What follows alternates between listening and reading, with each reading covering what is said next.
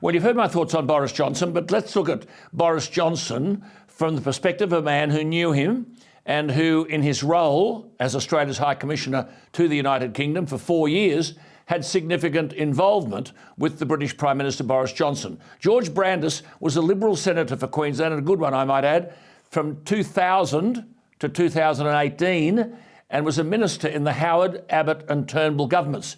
He's a graduate of Magdalen College, Oxford, and replaced Alexander Downer as the High Commissioner to the UK in May 2018.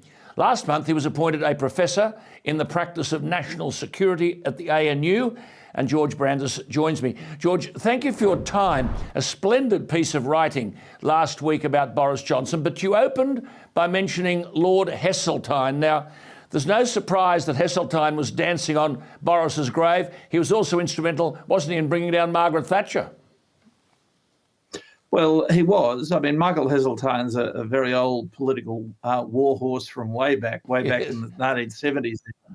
And he was a very, very ardent advocate of Britain remaining in the EU. And there was, and I think you pointed this out in your editorial, there is a subtext here of those who got Boris Johnson in the end, that a lot of it, not all of it, but a lot of it, was resentment of the role he played in masterminding the Leave campaign, and then as Prime Minister in bringing about Brexit in 2020.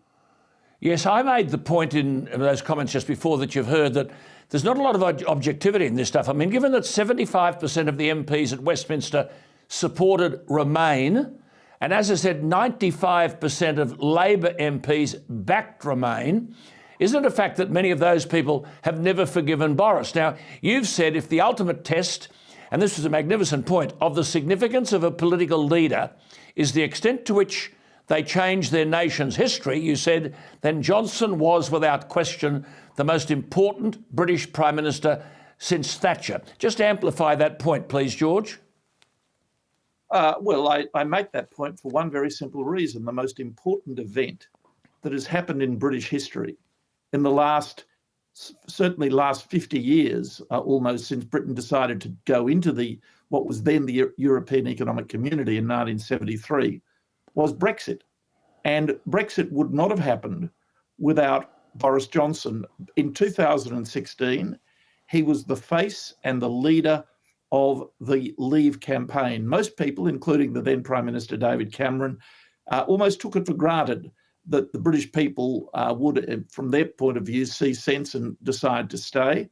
Boris and a relatively small number of senior Tory politicians took a different view, and Boris was the face of the Leave campaign, and the vote to leave was a pretty narrow run thing. 51.9% in the end voted to leave. Then, fast forward a few years later, Boris is Prime Minister. He replaces Theresa May. Theresa May, who I might say is a very good person, a very good woman, but was completely incapable of dealing with the complexities of getting out of Brexit. And she had a hostile parliament that she just couldn't get her legislation through.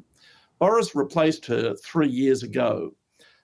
There was a general election held in December of that year, December 2019, that gave him a thumping majority, an 80-seat majority.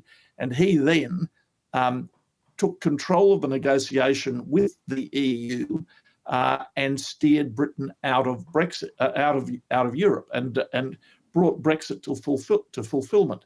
In fact, his election slogan in 2019 was a brilliant and simple election slogan: "Get Brexit done." Well, he got Brexit done. And as the principal author and political mastermind of the most important event in British political history, really in the last half century, I think plainly he is the most consequential Prime Minister that Britain has had in that time for that reason alone.